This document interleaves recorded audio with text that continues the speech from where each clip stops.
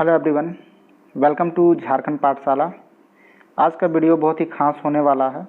Exam आने वाली है सेमेस्टर 4 के लिए। तो मैं बता दूं BBMQU जो कि सेमेस्टर 4 के एग्ज़ाम देने वाले इंग्लिश ऑनर्स के, उसका एक पेपर है ब्रिटिश प्रोज का 18th सेंचुरी का।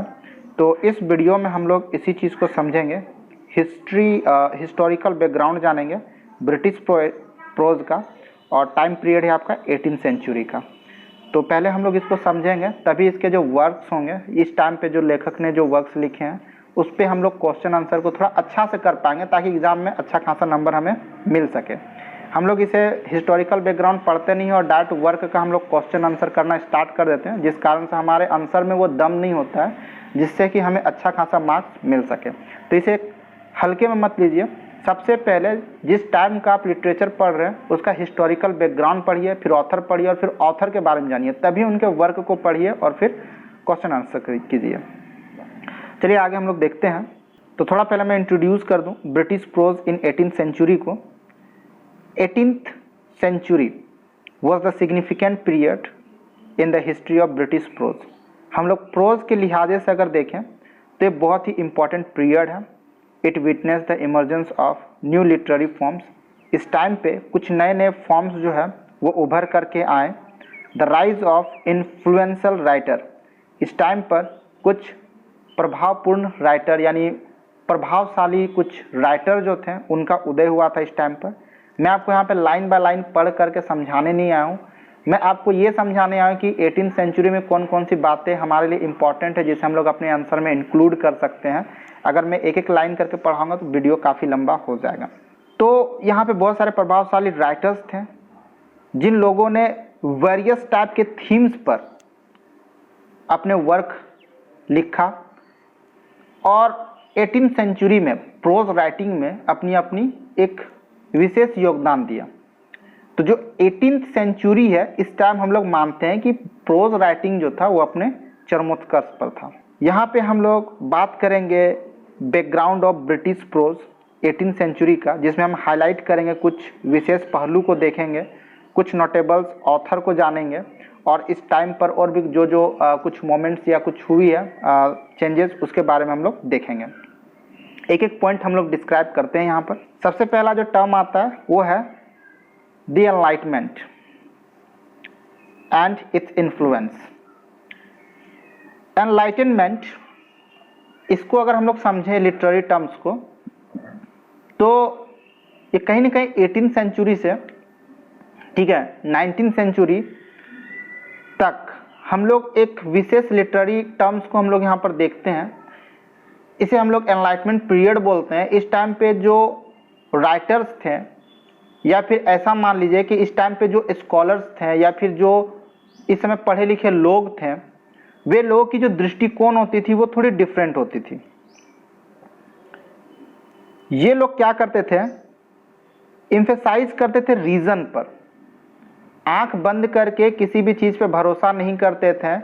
तो किसी भी चीज पर जब वो बात करते थे तो उसके होने का ना होने का रीजन पे ये लोग ध्यान देते थे, साइंटिफिक इंक्वायरी करते थे और जो ट्रेडिशनल चीजें होती थी उन पर क्वेश्चन करते थे ये लोग।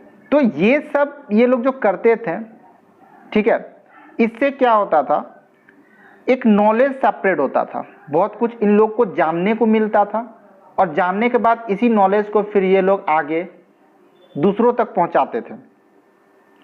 इन लोग की जो थिंकिंग होती थी वो एक क्रिटिकल थिंकिंग होती थी, बहुत ही घनिष्ठ सोच होती थी इन लोगों की।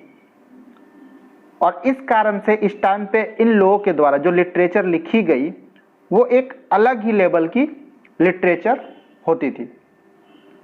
तो ये एनलाइटमेंट जो यहाँ पर यूज किया गया, आप समझ सकते हैं कि इस टाइम लोग जो थे वो सत्य की खोज करते थे, सत्यता की खोज करते थे, नए नए चीज़ों को जानने पर इच्छुक होते थे, नए नए चीज़ों की खोज करते थे, साइंटिफिक रीज़न ढूंढते थे। तो कहीं ना कहीं ये लोग अच्छे खासे एजुकेटेड होते थे पहले की तुलना में। जो पहले जो ऑथर जो होते थे उनके तुलना में कहीं ना कहीं ये लोग कुछ ज़्यादा ही पढ़े लिखे होते थे। तो ये लोग जो थे रीजन पर तर्क वितर्क यानी किसी चीज़ पर तर्क वितर्क किया करते थे और कहीं ना कहीं नॉलेज जो था इस टाइम पर उसका सेपरेट हो रहा था, विस्तार हो रहा था। तो इसीलिए इस टाइम पे जो लिटरेचर लिखी गई है वो एक अलग ही लेवल की लिटरेचर है। डेवलपमेंट ऑफ नॉवेल, इस टाइम पे नॉवेल का डेवलपमेंट हुआ था। तो हम लोग यहाँ पे इसको, इस पॉइंट को अगर हम लोग देखें तो जो 18th सेंचुरी है उसमें बहुत ही बड़ा कंट्रीब्यूशन है नॉवेल का। British prose was development of the novel as a distinct literary forms, विभिन्न प्रकार के लिटरेरी फॉर्म्स जो है यहाँ पर देखने के लिए मिलते हैं जो निकल करके आए थे यहाँ पर। Influenced by the rise of the middle class, ये जो प्रभावित हुई, इस पे जो प्रभाव पड़ा था वो प्रभाव था मिडिल क्लास के राइज का। मिडिल क्लास इस समय उभर करके आए तो उनका इस पे कहीं ना कहीं प्रभाव था। ये लोग अपने टाइम को एक्सपेंड करते थे, ठीक है, रीडिंग में ये लोग कहीं ना कहीं अपने टाइम को एक्सपेंड करते थे। और रीडिंग के लिए इन लोग के पास जो एक सबसे अच्छा सोर्स था वो था नॉवेल इन लोगों के लिए इस समय रीडिंग के लिए एक अच्छा खासा सोर्स था। तो कहीं ना कहीं नॉवेल जो लिखी जाती थी तो वो मिडिल क्लास को ध्यान में रख करके लिखा जाता था। इन लोग के अनुसार लैंग्वेज स्टाइल पे भी ध्यान रखा जाता था और थीम्स वगैरह भी यहीं से निकल करके आती थी, तो इन लोग को पढ़ने में भी थोड़ा अच्छा लगता था। तो इस तरह से जो है नॉवेल, ठीक है, इसकी जो पॉपुलैरिटी थी इस टाइम पर बहुत ज़्यादा बढ़ गई थी। लोग इसको अलग अलग रीजन से पढ़ते थे। जैसे कि अगर हम लोग बात करें कि लोग इसको आखिर पढ़ते क्यों थे, तो ये पॉपुलर क्यों हुआ था, तो याद रखिएगा इसकी पॉपुलैरिटी गेन करने के पीछे कारण था, कुछ लोग इसको इंटरटेनमेंट के लिए पढ़ते थे, कुछ लोग जानना चाहते थे सोशल के बारे में, पॉलिटिकल के बारे में, तो इन सब की भी जानकारी उन्हें इनसे मिलती थी। कुछ लोगों को मॉरल इश्यूज के बारे में इसमें जानकारी मिलता था। उसी तरह यहाँ पे कुछ वर्क्स है, डेनियल डेफो का रॉबिन्सन रूसो है, रिचर्डसन का पैमेला है, ये सब कुछ फेमस वर्क है इस टाइम पे जो कि विशेष जानकारी देती है, जो कि एक बहुत ही बड़ा मतलब योगदान दिया है ब्रिटिश लिटरेचर में। बहुत ही अच्छा वर्क है ये सब। तो इन सब चीज़ों को आप इंक्लूड कर सकते हैं अपने आंसर्स पर। अभी के टाइम पे तो टीवी है, मोबाइल है, बट उस समय नॉवेल जो हुआ करता था ये एक इंटरटेनमेंट का बहुत बड़ा साधन था। तो कहीं ना कहीं ये पॉपुलर इसका होना लाजमी आप मान सकते हो। एक नया टाइप्स हम लोग को यहाँ पे प्रोज राइटिंग में देखने के लिए मिल रहा है, तो rise of essay writing. Essay जो था इस समय बहुत ज़्यादा लिखा गया। Author notables features of 18th century British prose was the rise of essay writing. इस टाइम पे जो था ब्रिटिश प्रोज में एसे राइटिंग जो था वो इसका उद्भव हुआ। एसेइस्ट में कुछ नाम जैसे कि यहाँ पे है जोसेफ एडिसन, रिचर्ड स्टील, ये लोग प्रिडिकल जैसे कि एक्सपेक्टेटर है, ये बहुत ज़्यादा पॉपुलराइज्ड हुआ था। एसे राइटिंग के ही कारण ये पॉपुलराइज्ड हुआ था। जो आप देख रहे हैं यहाँ पे द स्पेक्टेटर, ये प्रिडिकल्स है। अब यहाँ पे टर्म्स आते हैं प्रिडिकल्स। तो प्रिडिकल्स क्या है कि जो रेगुलर बेसिस पे कुछ छपती हो या प्रिंट होती हो उसको प्रिडिकल्स कहते हैं। हम मैगजीन को, अखबार को, ये सबको प्रिडिकल्स कह सकते हैं, ठीक है, जो रेगुलर बेसिस पे छपती है। तो उसी प्रकार ये बहुत ही ज़्यादा फेमस था, खास करके एसे राइटिंग के लिए। इसमें बहुत सारे टॉपिक को कवर किया जाता था एसे राइटिंग में। कुछ मॉरलिटीज़ पे होती थी, पॉलिटिक्स पे होती थी, सोसाइटीज़ पे होती थी, लिटरेचर पे होती थी। The conversational and engaging style को इसमें ध्यान में रखा गया था, यानी ऐसे को इस प्रकार से लिखा जाता था जो कि लोगों को ध्यान जो था इसमें आकर्षित कर सके या उन्हें पढ़ने में मजा आए। और यही चीज़ था जो कि ऑडियंस, ठीक है, एक बहुत बड़ी ऑडियंस को अपनी ओर आकर्षित किया और इससे ब्रिटिश प्रोज क्या हुआ और ज़्यादा डेवलप्ड हो गया। तो कहीं ना कहीं ऐसे राइटिंग का भी बहुत बड़ा योगदान रहा 18th सेंचुरी के प्रोज राइटिंग में, डेवलपमेंट में। लिटरेरी क्लब्स एंड प्रिडिकल्स, प्रिडिकल्स तो आप लोग को समझ में आ गया, ठीक है। लिटरेरी क्लब्स के बारे में हम लोग यहाँ पे जानते हैं। 18th century witness the formation of various literary club and societies that fostered the growth of prose writings. 18th century में कुछ लिटरेरी क्लब भी जो था बन करके आया था। कुछ लोगों का दल या ग्रुप में भी, ये पॉलिटिकल पार्टी भी हो सकता है जिसमें कुछ राइटर्स या ऑथर्स शामिल हो। तो ये कुछ क्लब्स थे जो कि फॉर्म हुआ था इस टाइम पर, और इसके कारण प्रोज राइटिंग में डेवलपमेंट हुआ था। These clubs such as literary club and KitKat club. ये किटकैट क्लब जो है इसका संबंध एक पॉलिटिकल पार्टी से है। पॉलिटिकल पार्टी ये कि कुछ पॉलिटिकल लीडर्स जो थे वो लंदन में मिले थे और ये किटकैट क्लब का निर्माण हुआ था, और इसमें कुछ ऑथर भी शामिल थे। तो कहीं ना कहीं हम लोग देख रहे हैं कि ये जो क्लब थे इस पे ये पॉलिटिकल पार्टी से भी संबंधित हो सकता है, पॉलिटिकल क्लब भी हो सकता है, जहाँ पे कुछ ऑथरों के रहने के कारण ये लोग आपस में मिल करके कुछ लेख पर ध्यान दें या कुछ लिखें तो वो भी एक लिटरेचर के फॉर्म में कुछ ना कुछ बन करके आ ही जाएगा। तो ये किटकैट क्लब और जो लिटरेरी क्लब है ये एक प्लेटफॉर्म प्रोवाइड किया जहाँ पर राइटर्स लोग जो थे अपने आइडिया को एक्सचेंज करते थे। यहाँ पे डिफरेंट तरह के मतलब अलग अलग टाइप के जब राइटर्स यहाँ पे मिलते थे तो वो अपने आइडियाज़ को यहाँ पर शेयर करते थे, डिस्कस करते थे लिटरेचर के बारे में, साथ ही साथ दूसरों से यहाँ पर क्रिटिकल फीडबैक जो था वो भी प्राप्त करते थे ये लोग। यहाँ पे अगर हम लोग कुछ प्रेडिकल्स के बारे में बात करते हैं तो यहाँ पे एक प्रेडिकल्स है the Tatler and the Gentleman's magazine.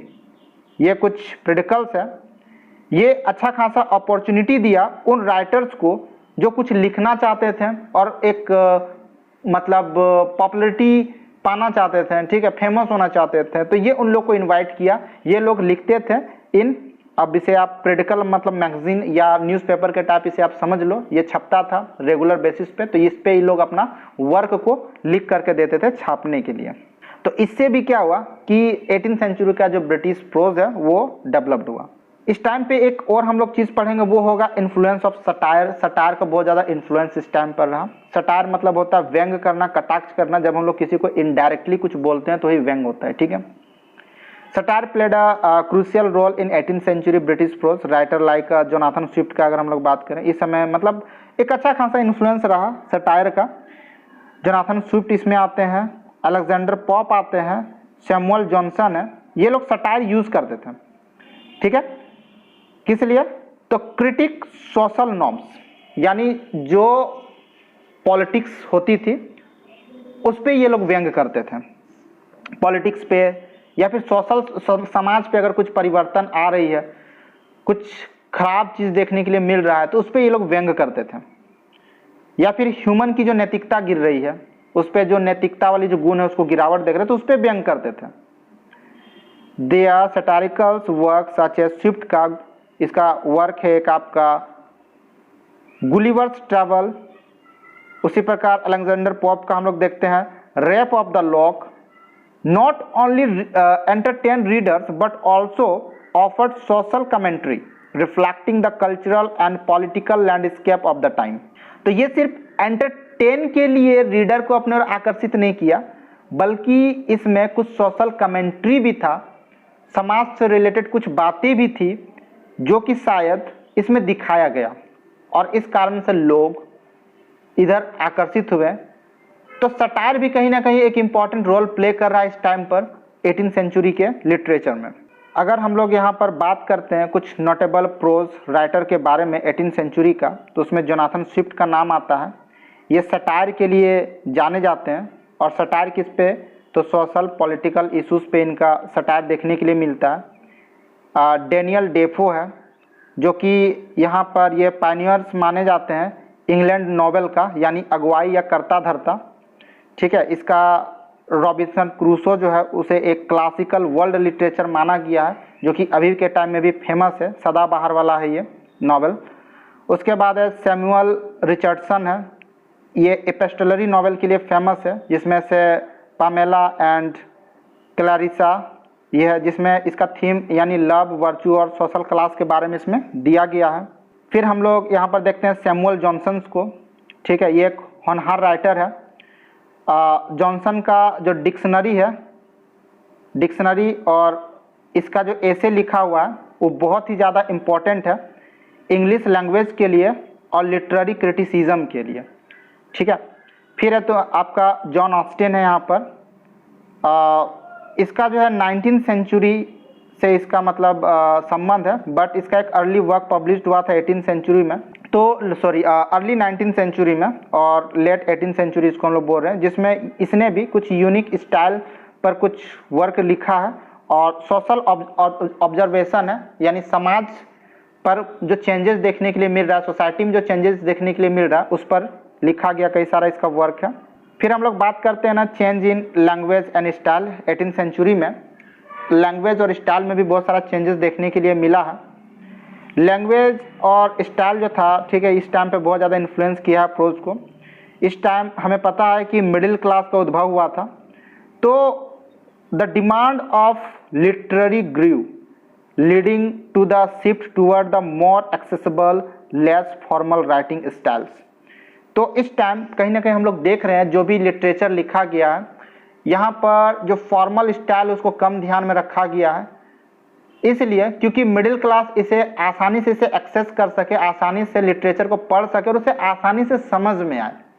क्योंकि मिडिल क्लास की जो पॉपुलेशन थी वो ज़्यादा थी, तो अगर उन्हें ध्यान में रख करके अगर लिखा जाए प्रोज को, तो कहीं ना कहीं प्रोज जो है वो ज़्यादा बिकेगी और ज़्यादा पॉपुलर होगी। तो मिडिल क्लास को ध्यान में रखा गया था इस टाइम पे। तो लैंग्वेज कहीं ना कहीं मिडिल क्लास के जैसा ही यूज़ किया जा रहा था। मिडिल क्लास की जो लैंग्वेज होती थी, ठीक है, उनका जो स्टाइल होता था, उनको कहीं ना कहीं हायर किया गया था वर्क में। Writers began to incorporate everyday language and vernacular expressions into their work, making them relatable to broader audience. और इन लोगों को ध्यान में रख करके इन लोग का जो बोलने का तरीका या जो स्टाइल या जो लैंग्वेज होता था, यानी आम भाषा जो होता था, कहीं ना कहीं उन सब चीज़ों को ध्यान रखा जाता था राइटरों के द्वारा, ताकि ये लोग एक बड़ी ऑडियंस मतलब गेन कर सके, प्राप्त कर सके। अभी के टाइम पे जैसे ब्लॉगर लोग करते हैं ना, ऑडियंस को ध्यान में रख करके वीडियो बनाते हैं, कंटेंट बनाते हैं, ताकि लोग जो है उनकी ओर ज़्यादा से ज़्यादा आकर्षित होकर ज़्यादा फॉलोवर बढ़ सके। ठीक उसी प्रकार ये लोग भी काम करते थे, लिखते समय ध्यान में रखते थे ऑडियंस को।